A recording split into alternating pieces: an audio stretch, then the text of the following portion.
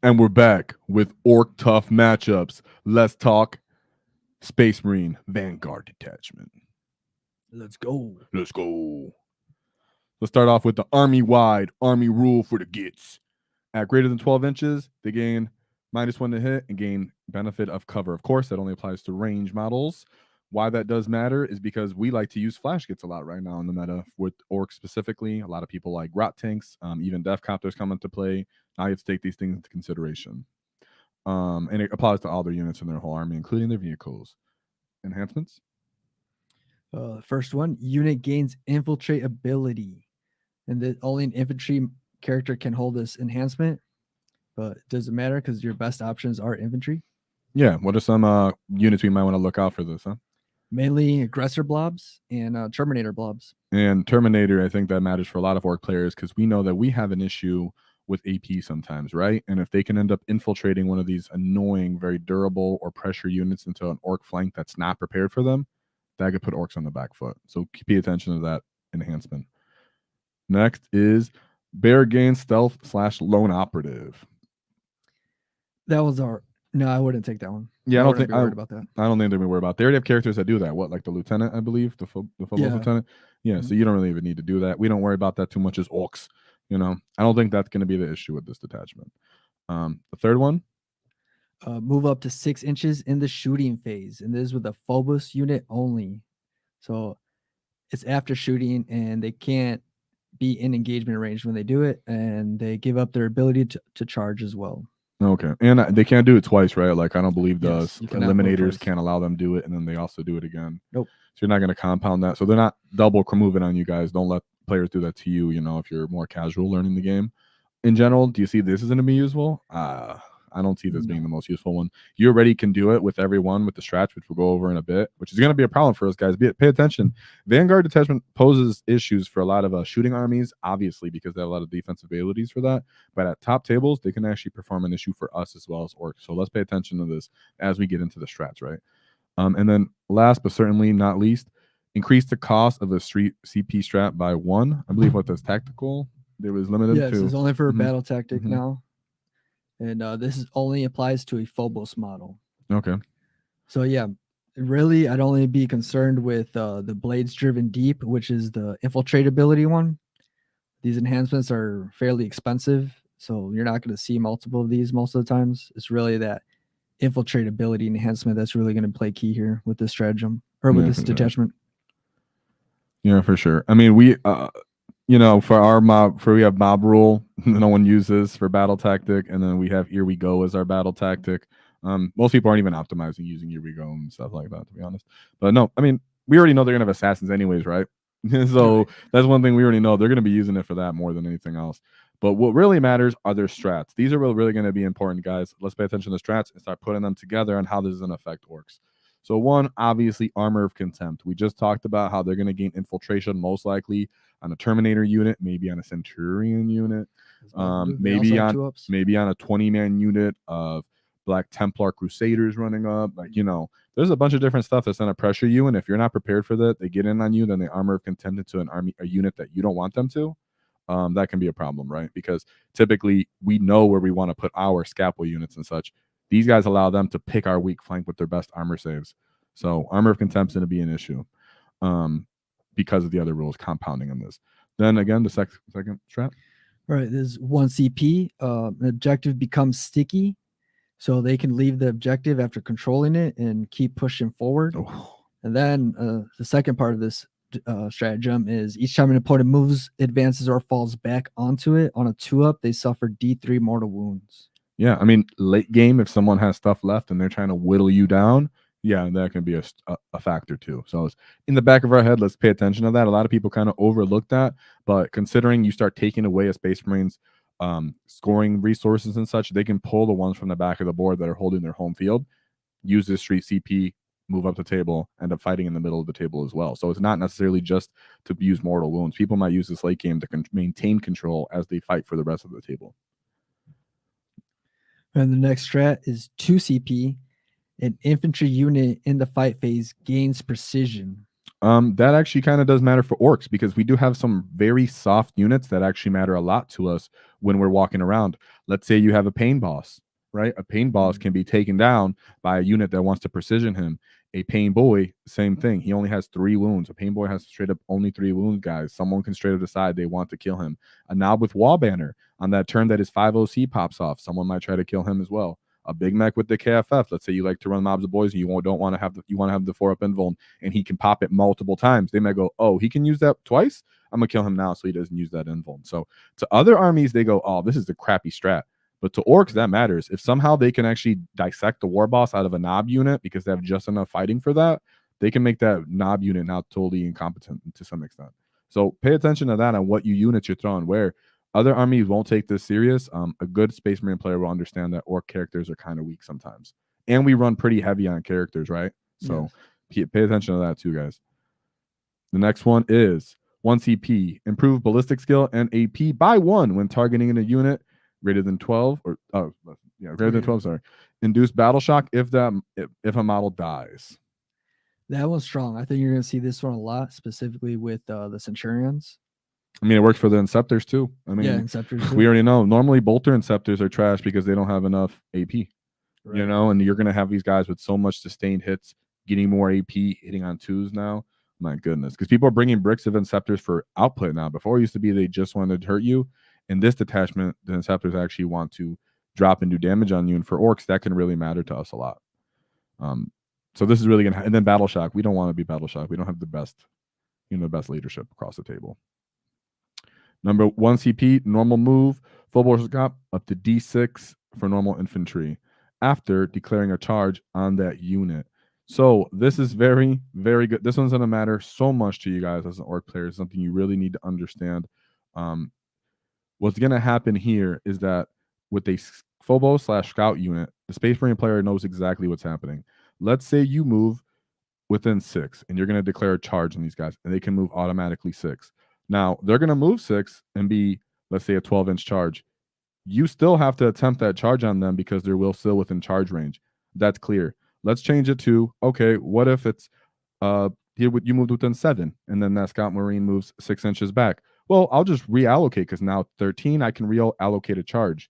Yes. But the thing is, the Space Marine, if he's intelligent, will intentionally leave those scouts as far as possible while still remaining a charged target. That's what really matters for you guys as orc players. So 1, if they do move out of charge range and you cannot make them as a charge, well then according to the general rules, you get to redeclare charges. That's okay. We can maneuver that as orc players. What we don't want to see is when we move up to an enemy unit and they move 6 and end up 11.5 away. And then you're like, oh, what? Yeah, you still have to declare that charge. You're not changing. So on this, when we make these moves, and not only that, sorry guys, something to keep in mind, they can use that to end up moving and getting away with another thing you want to target, right? Yes. They can get in the way of something else that you want to charge or you're going to do a multi-charge. They can intentionally have you fail a multi-charge because they intentionally move in a way that you can't get a second multi-charge off. So you can go, well, you know what? I'm going to go for both of those guys. Let me do that. No. You end up can't doing that. That's why units like Flash Gits and so many other units are actually going to become important here with this strat. This strat for other armies are like, oh, maybe I'm shooting. I'm going to do secondaries. For people that are fighting orcs, they understand that they're going to use that strat to stop us from getting our best charges off by getting our best, most killy units off. We do also suffer from a lot of big bases.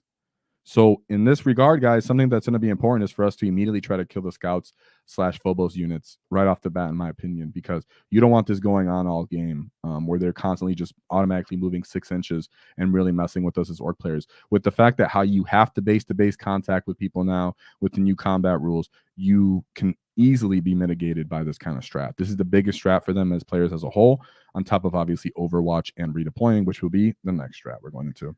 Well, just 2 other situations on that reactive move. Yeah, for sure. They can move forward.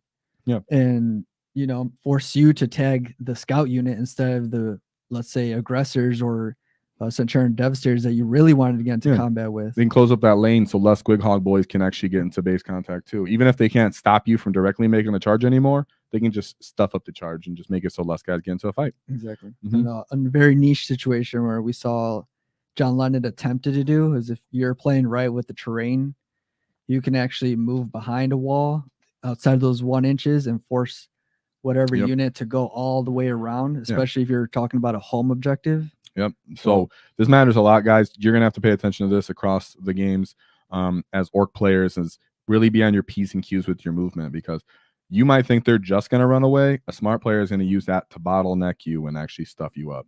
And then the last but not least in their strats. Yeah, at the end of the fight phase, 2 Phobos or scout units or 1 infantry unit can be placed into strategic reserves if more than 3 inches away from enemy models. Yeah, and that's going to matter because their main damage output units are kind of slow infantry bricks. So they actually care about this a lot as they want to redeploy when they can.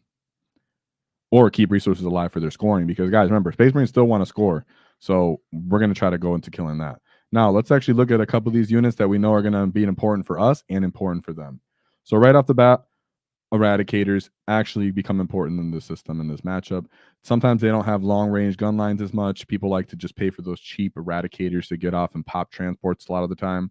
That matters here. They have built-in defensive capabilities. That's going to help them as well. Overall, Eradicators are just solid for Space Marine players, but in this detachment, they care about a lot because they run a little bit more MSU. Yeah, with all their rerolls into vehicles and monsters, they're a good target for that last stratagem that we just talked about. Mm-hmm. If you want to reposition and get on the other side, like you can pop them out in strategic reserves, and they come down and handle business. Yep. And then, of course, the mighty aggressor brick. Everybody knows about that. With all their compounding that with abilities with their bolter discipline before. Well, that's a different judgment. Oh, sorry. Yeah, sorry. So this would just be straight up aggressors with their Yes. volume. Uh-huh. And additional -1 AP when they target the closest enemy within 12. But still, it's a lot of volume. It's still a bunch of volume, and a unit that utilizes both phases of the game, which is why you matter a lot. These are one of those units that might infiltrate earlier because they're typically their movement is their biggest downfall, right? Yes. So aggressors matter a lot. Terminators, another unit that wants to start possibly in the middle of the table, put their great armor saves onto you. Orc players, to be honest, guys, if you play against Tyranids, if you've played against maybe some kind of demons that can try to stuff you in your deployments with Nurglings, allied demons that can stuff you with Nurglings, and the knights move up on the table on you, you understand that when people put pressure on you and try to dictate the terms of the combat, it actually bothers us as orc players. Therefore, when people can stuff Terminators in the mid-table away from our great AP units, maybe even try to threaten our trucks with their Phobo units, as we're going into next. Phobo's units trying to get early game charges, tagging our trucks so that we can't move up, move blocking the Squig Hog Boys, move blocking the trucks so they can't move. That's where these Phobos / Terminators, all these units, when you're thinking about their mind, then putting up pressure on our weak flank and grabbing stuff can actually matter. Then we have the scouts. In general, scouts are just amazing, right? Right. Yeah, 55 points, scout move, infiltrate. They're a perfect target for that reactive move. Super cheap, so you're willing to throw them away constantly. Then, of course, we have the Lancers. We already know Gladiators are always great. Sometimes they might opt for it. Really depends on the player on what he owns. But a lot of the time, people love to have Lancers because they can just sit them in their backfield, screen / hold objectives, and they're not really worried about it. It's not a crazy point investment, and they do what they do reliably. Now, the last two units that are important are the Inceptors and the Centurions. Now, the Inceptors work as either their shooting potential or their scoring potential. And you can see those being brought 6-mans because you know what they're trying to do, or 3-mans because you're not going to stop them from scoring what they're trying to do. Mix that in with an assassin sometimes too, right? Yeah, and in this detachment, you're going to see them mainly as damage dealers. Mm-hmm. A lot of people are taking plasmas with them. There's also another great unit to pop out into strategic reserve and come down another turn because they can keep dropping in within 3 inches of you. Mm-hmm. Imagine that. 6-man units dropping in, constantly doing that, especially with their bolters, and they use a -+1 to hit, not +1 AP. Yeah. They're doing that. Of course, we'll talk about how they're going to use all their CP and want to have all that CP to do this, but keeping that in mind as an orc player of what things they can do. Then we have the Centurion Devastators. So that's something that's very new that other detachments just don't use. And it's because these guys are slow as poop. They're so slow. They move 4 inches. They're so annoying. Most of the time, they're not a threat because you can just get away from them and not care. You can knock one off and not care. In this case, because you have redeployment shenanigans with this unit, they pose a constant threat. And they're one of those units that's dual purpose. They can fight and they can shoot. And they're actually durable enough to survive any kind of skirmishes. So overall, that matters for us too as orc players. They're in a weird toughness with a good armor save and everything like that too. So more of this kind of pressuring actual output, but it's going to be split among a couple different units and data sheets. But good for us, a lot of that is actually infantry. An orc can actually handle infantry. And let's talk about some units that greenskins we care to get stuck in or utilize here, right?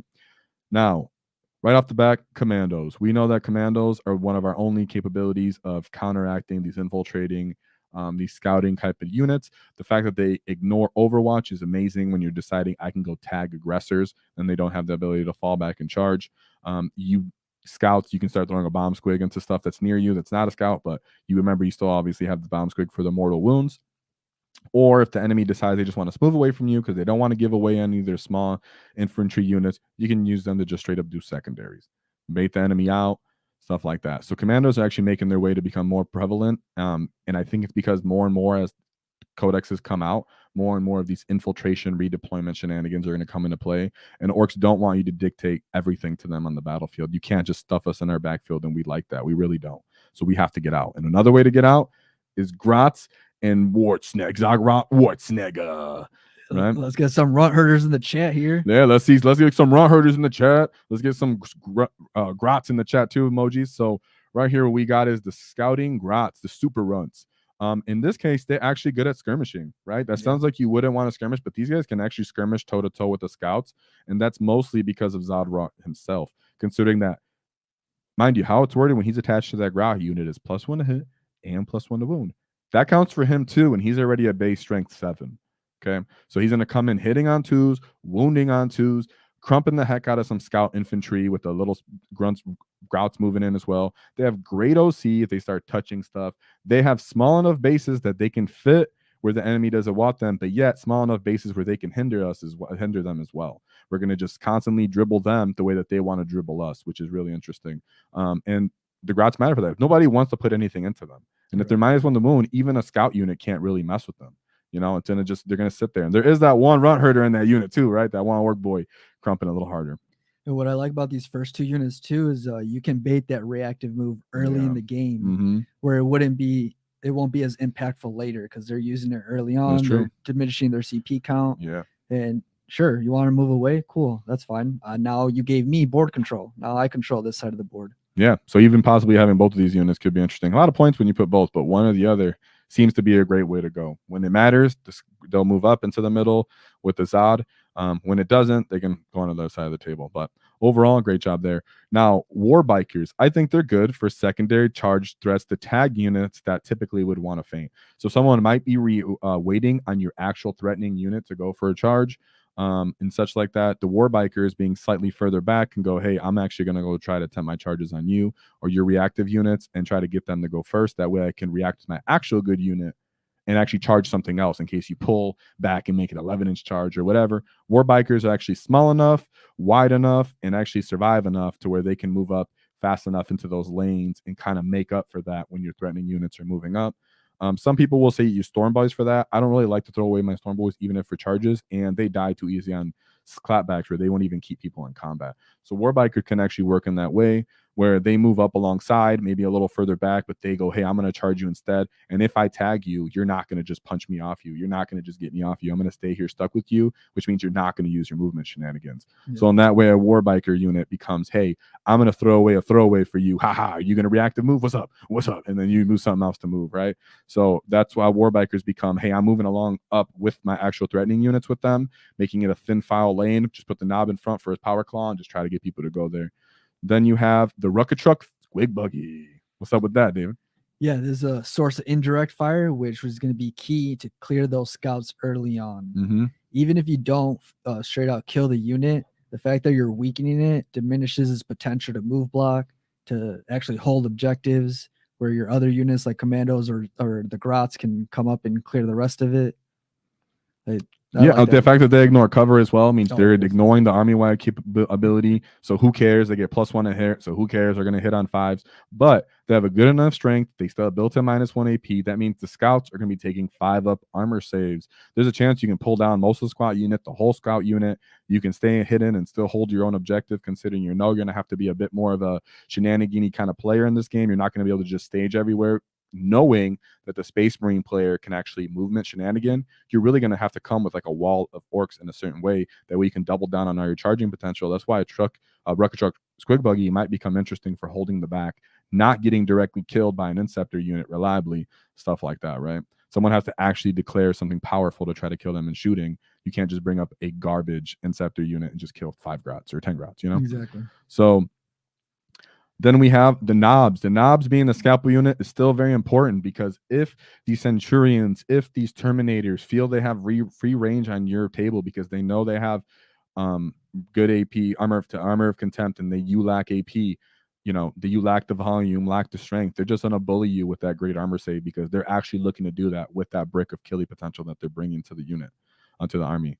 Then we have flash gits. Flash gits become interesting in this because you might need to just start overwatching these people when they try to do the units that you know are going to be unit shenanigan movements. Yes, we understand that they're still -1 to hit. Guess what? When you're rerolling with Captain Badrock with sustained, you still put enough wounds on these Space Marines with fight 2 damage attacks that you're still going to diminish these units greatly or straight up kill them. And that's what you want. Even if you just diminish several units greatly, they can't as easily move block you. Then they're taking battle shock to us, even if you kill them enough. Don't have to directly kill them, because a lot of these Phobos units aren't even threatening once they get diminished. It's really about their scoring potential and what they're doing, you know? So you can take them out later as you have to, but flash gets become important because you have to not let enemies take advantage of you with move blocking as much. You have to let them know I can overwatch you and I can play the other phase of the game. So as much as people think you want to get rid of flash gits, they're actually more important now. And shooting units in general. That's why we have another one on here. What do you want to say? No, you covered it pretty much. You always want to be able to at least threaten some shooting. You don't want your enemy to just freely move and feel confident with those 2-up saves running around everywhere. Yep. And then the next unit is a Mega Knobs unit. I think 2-man units of Mega Knobs, or possibly 3-man units, very small units, will actually matter, because these are the kind of units that you're going to put in the terrain, let the enemy know, ooh, I'm just going to declare a charge with this little Mega Knob unit. Do you want a reactive charge? No. Okay. You know, let people know that if these guys come in, you're not punching me off you. You're not small arms firing me off you. I'm staging behind the buildings, and I actually have the AP with -3 AP and great strength to start chipping down these units so reliably, right? I mean, if you just let me charge a 3-man Inceptor unit with my 2 Mega Knobs, there's a chance I can just straight up kill one and hold them there. You're going to just try to have to run away because you can't stay there stuck with me forever. Winning on 2 is -3 AP. Like, it becomes an actual unit where these guys don't really have great skirmishing units. If you look at the gets to look out for, what of those are great for skirmishing against orcs? Nothing has great strength 5 or great strength 5 shooting or great 5 strength 5 melee, strength 6. A lot of these guys are straight up trying to just one-shot all your killing potential, keep alive their scoring potential, and win the game like that. That's where something like Mega Knobs goes, hey, I'm actually winning on skirmishes. I'm holding you. I'm scoring on my own. And what are you going to allocate to kill me? I have a great armor save. I have multiple wounds, and I have great toughness. What are you going to do? I'm going to just go around tagging and giving more carnage charging targets, and I'm not blocking up the lanes for my Squing Hog boys or my Beast Snagger boys and that are jumping out of trucks, stuff like that. So Mega Knobs can become interesting. You can throw multiple of these units in one truck, drop them off, drop another unit off, move up the table, stuff like that, and just position them everywhere, knowing that the enemy can redeploy. You understand? Right. So that's where you can start taking over more of the board with stuff that doesn't just straight up die, and can get inside the transport so it can move quicker, right? Can't do it with just grot units because they're too slow. Put those 2-mans in a truck, drop them off, then they move the next turn, they advance. Well, now I'm screening everywhere, and you start pigeonholing these guys into a corner. And they're not getting killed by Inceptors as easily either. Yes, exactly. And then you have, last but certainly not least, the grot tanks, David's favorites. Okay. So grot tanks, because we have our own reactive movement, right? Maybe they were trying to position and move things on us. Let's go ahead and move them, reposition, so we can shoot something that they don't want us to shoot, or we can put more guys on an objective. Having more shooting is actually more helpful as the meta is changing a little bit in Orks. And grot tanks are one of the other units that actually hits good, because they're hitting on 4s and 8s. So if they have to hit on 5s with the rockets, that's okay. But they're also fast enough, and with their active move, close enough that they can end up closing in that 12-inch distance and ignoring those capabilities and putting in damage. Plus, the flat 3 damage, strength 9 going into Centurions or Terminators will also, and aggressors will all be nice on your list to have as well. So grot tanks are actually pretty interesting going to Vanguard, because you're moving with them, moving away from them, you're shooting down their units that are infantry, stuff like that, and it's punishing, right? Yeah, exactly. A lot of the buffs here for this detachment for Space Marines, they want to be at range. They need that space to do their movement shenanigans. So the more pressure you can put on with a variety of different units, the better for you. Because like you said, they're just going to get pigeonholed. At that point, how are you playing the mission? Yep. You're not. You're not. You want to redeploy, you want to drop within 3 and then just chill there, go ahead. My Mega Knobs might survive. My grot tanks can survive that kind of stuff. My Record Trick Squiggy Buggy, my War Bikers can move everywhere. You're constantly leaving these slightly diminished Orc units around that can still touch stuff, that can still kill scouts, can still kill Phobos Marines, stuff like that. And eventually they would just start to fall apart and be pigeonholed. But if you let them dictate you and put you in a corner as an Orc player, then they start doing that to you. And they start dissecting you and popping your transports and killing your weak infantry. So it's actually about us moving up the table quickly with our own reactive, with our own infiltration, with our own scouts, with our own screening, with our own MSU units, and we meet them on toe-to-toe with that. And we crump Beakies when it comes to that. So last but certainly not least, let's talk about the biggest gets to look out for. Some of these slight, more competitive combos. So right off the bat, like we said, well, they have a lot of CP they want to use in this detachment. Well, Calgar plus aggressors, because a Calgar gives you +1 CP. He also allows you, the aggressors, to shoot after advancing, Ooh. which diminishes their 5-inch movement. Yep. That helps him a lot, of course. And he's fighty, he's durable, he's freaking awesome as a whole for a data sheet. Can't sleep on him at all. And Space Marines are just across the Ultra Smurfs, Ultramarines are just greatly used across the meta and across tabletops everywhere that you know, from casual to competitive. So always be aware for Calgar. A lot of people own them. The Deathwing Terminator Assault Blob plus a captain or a chaplain, right? We talked about how units can come in and early pressure you. We have those guys. Of course, like we talked about as well, the Black Templars have the capability to do this too. These are the kind of units that are trying to put anything that's a 2-up armor save right in your face and pressuring you. Go, well, you don't got enough AP, you don't got enough high damage. I'm just going to take over this side of the board, and then the rest of the table, I'm going to infiltrate, reinforce the side of the table, move away from your shooting threats, reactive move, and move block your actual melee threats, and then I win. So you don't want that to happen, because they can actually dictate the table with you if you allow these termies and all these infiltrated units to dictate where they're fighting you. Yeah, and what makes the Deathwing a little more annoying is that reduction of damage by 1 that they have. Huge for Orks, huge. Yeah. Then we have the Plasma Inceptors. You can count for the Bolt Inceptors as 2. We do know that their strength isn't great, but they do get twin linked. And for Orks, you don't really care about APE. You know it hurts us in general as a whole.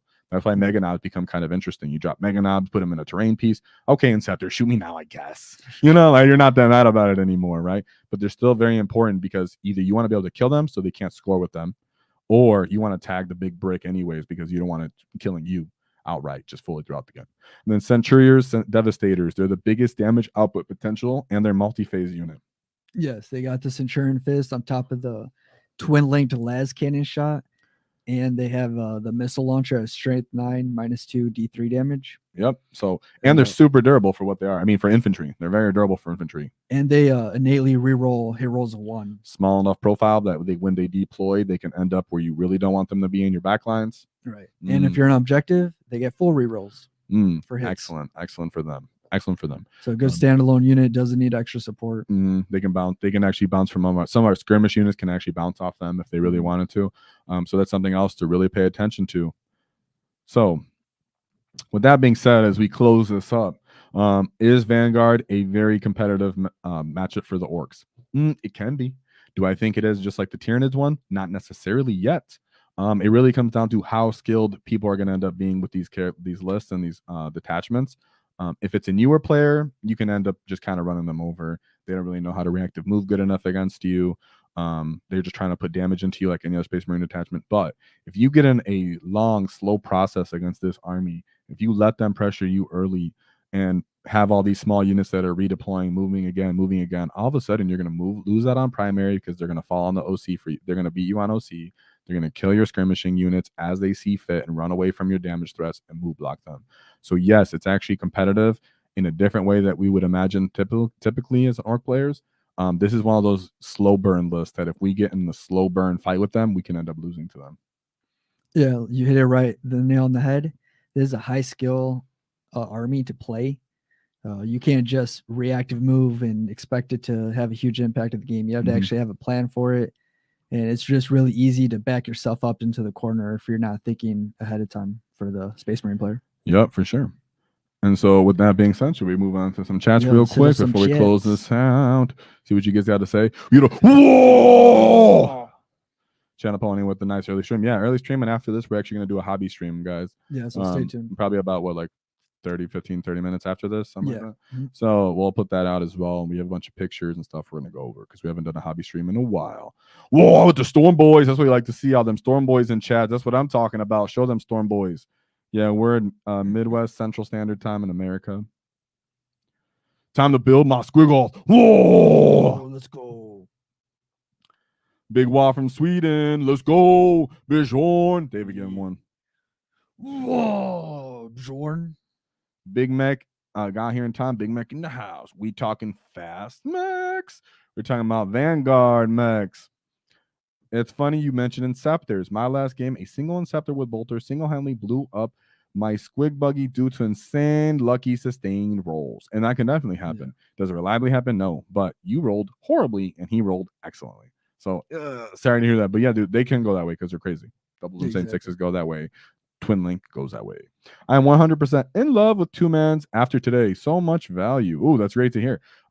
We've been bringing up since the tier list video, or they're slept on. A lot of other armies like to take advantage of the, a Ripper Swarm, here and there, little weird units like that. We have something that's not as cheap, but still quite cheap, but 5 times more durable. It can actually kill you. And the fact that more Orc players weren't taking advantage of that is kind of sad, and I'm glad that people are starting to use it again. And we've seen that in the World Championship list we covered with the Thailand, right? Yep. So yeah, great job in that. Let's get some Orc boys in the chat with emojis. Now, after this, guys, we're gonna wrap this one up here, but we're going to come back in not too long at all and do a hobby stream. Yeah, and thanks again for everyone that's supporting us, that got us to 1,000 subs. I'd just like to remind you guys that we are doing a giveaway for the Beast Snagga Stampede box. And all you got to do to enter is become a member either on YouTube or Patreon. And we're going to raffle this out at the end of the year. And as long as you're a member, pretty much from now until then, you're going to have a chance to win. Also, if you're the highest donor, you'll get 5 extra entries. Number 2 will get 3 extra entries. So yeah, we're just really excited to see how this goes, and I think we will be able to manage to do this drawing live on the stream as well. So that'd be dope. Build up the anticipation a bit. Yes, sir. Thanks, all right, everyone. guys. And if anything we left here on the Vanguard Detachment, you leave the comment, let us know that we might have missed it. Subscribe. We always love you guys. We appreciate you. But there's always one thing to keep in mind. Don't cross our wall, because we knock your teeth out. Whoa!